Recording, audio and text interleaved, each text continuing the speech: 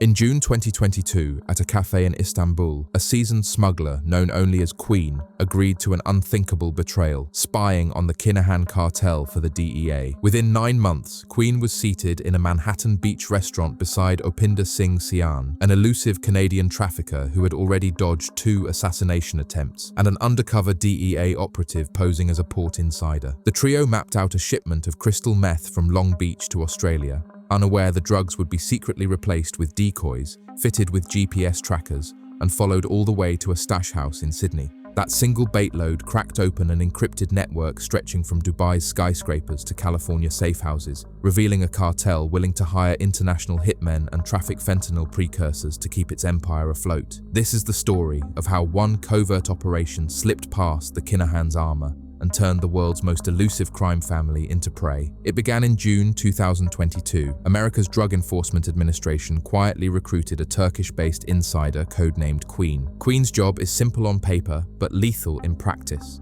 Become a friend of one of the Kinahan Cartel's middlemen and offer them problem-free routes for any load that needs to cross an ocean. Within weeks, Queen was talking business with Upinder Singh Sian. Sian is a Canadian trafficker already scarred by 2 botched hit attempts in 2008 and 2011. Sian boasts he can move multi-ton consignments through ports on 4 continents and, crucially, claims to have direct lines to Irish organised crime, specifically the Kinahan Cartel, Italian clans, and assorted Canadian crews. The Kinahans, meanwhile, are under unprecedented heat. The US Treasury sanctioned them in 2022, while Irish, Spanish, and Dubai investigators are trying their best to cut off their cash channels. Yet the cartel still needs a reliable funnel between Mexican meth labs, West Coast ports, and the booming Australian market. Sian thinks Queen and the transport coordinator Queen vouches for can reopen that funnel via the port of Long Beach. He does not know the coordinator is an undercover DEA agent. Through early 2023, the trio met in beachtown restaurants and encrypted threema chats,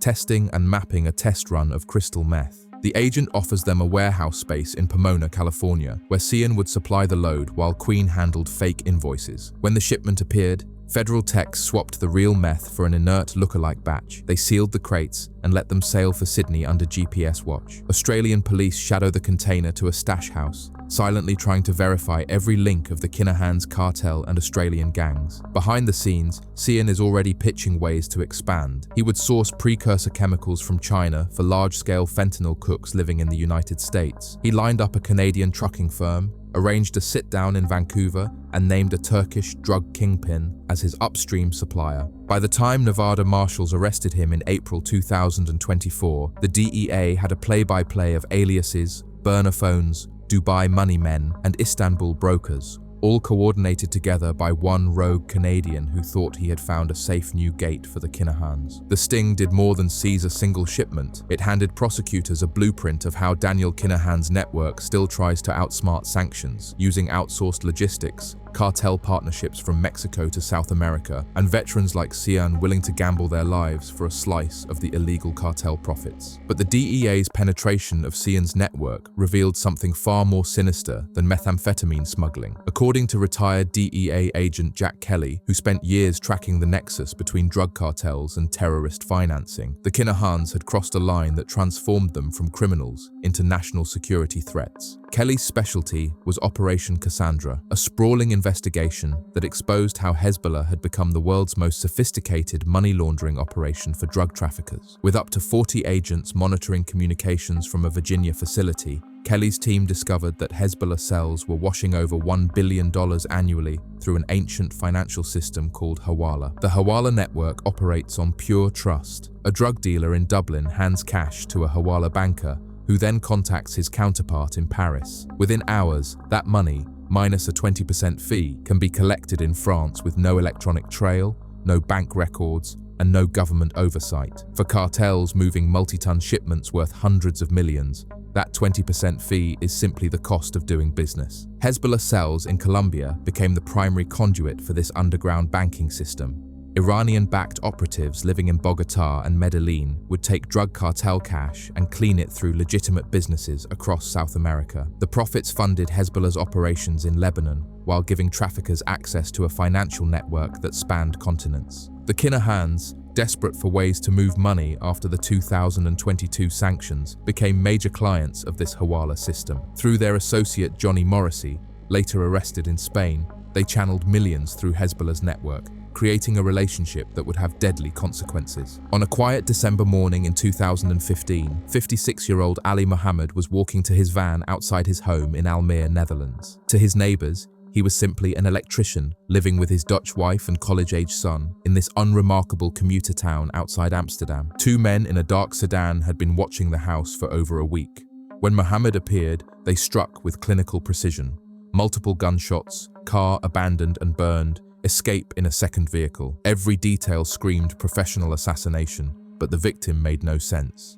Amsterdam journalist Paul Vugts, tipped off by police sources that something bigger was brewing, began digging into Mohammed's background. What he discovered rewrote everything law enforcement thought they knew about the Kinahan Cartel's capabilities. Ali Mohammed was not his real name. He was Mohammad Reza Kalahi Samadi, a former Iranian Revolutionary Guard member who had fled to the Netherlands as a political refugee. Iranian intelligence believed he was the bomb maker responsible for a 2018 attack in Tehran that killed 73 people, including Iran's second highest ranking official.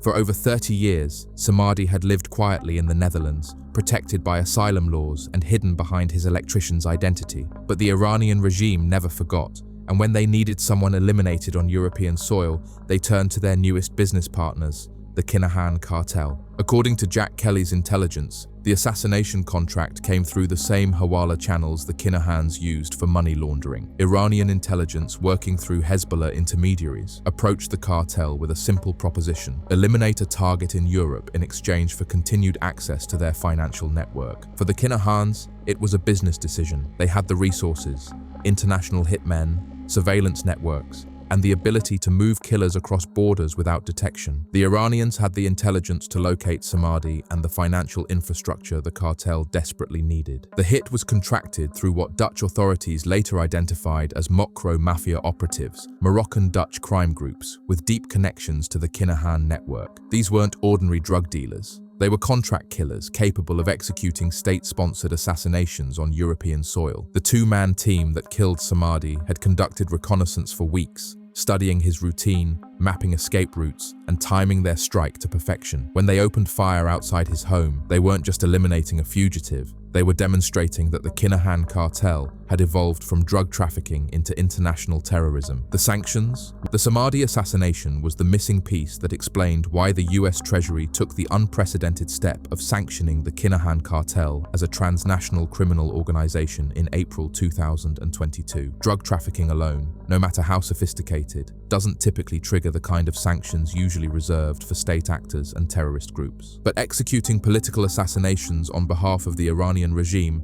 crossed every red line in American national security policy. The sanctions weren't just about cocaine shipments or money laundering.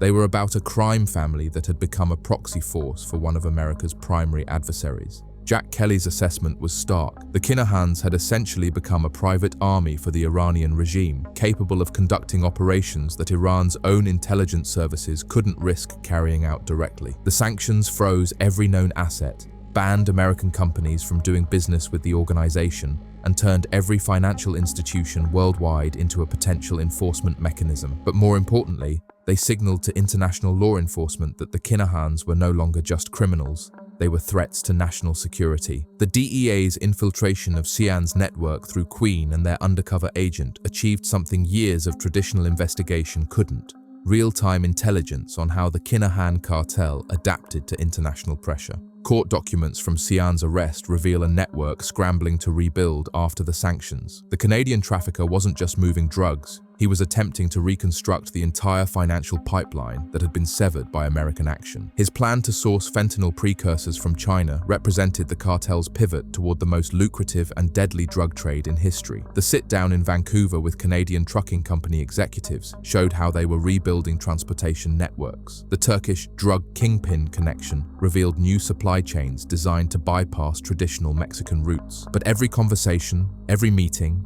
every encrypted message was being monitored by DEA Special Agent Albert Polito and his team. The intelligence gathered during those months of surveillance provided American prosecutors with the most detailed picture ever assembled of how the Kinahan Cartel operates in the post-sanctions world. The operation exposed a network that stretched far beyond Ireland's borders. Dubai remained a crucial financial hub, with money men coordinating transfers through the Hezbollah system. Istanbul served as a logistics center where European, Middle Eastern, and Asian trafficking routes intersected. But the most chilling discovery was the cartel's willingness to diversify beyond traditional criminality. The Nevada judge who ordered Cian held without bail specifically noted that his organization had ties to international hitmen, a reference to the assassination capabilities that had made them attractive to Iranian intelligence. This wasn't just about drugs anymore. The Kinahan Cartel had become a full-service criminal organization capable of providing any illegal service, from money laundering to contract killing to international terrorism, to any client willing to pay their price. As Cian awaits trial in California, the intelligence gathered from the DEA's infiltration continues to generate arrests across multiple continents. Australian authorities used the GPS-tracked container to roll up local distribution networks. European investigators gained new insight into the cartel's assassination capabilities. American prosecutors obtained evidence of fentanyl trafficking conspiracies that could result in life sentences. But the most significant impact may be the precedent set by treating the Kinahan Cartel as a terrorist organization rather than a criminal enterprise. Other cartels worldwide are now watching to see if similar sanctions await them if they cross the line from trafficking into state-sponsored violence. For Daniel Kinahan, hiding somewhere in the Middle East under multiple layers of security, the DEA's operation represents an existential threat. The sanctions have made him untouchable to legitimate business, but the intelligence gathered by Queen and the undercover agent has made him vulnerable to law enforcement in ways he never imagined. The cartel that once seemed untouchable has discovered that in the modern surveillance state, even the most sophisticated criminal organization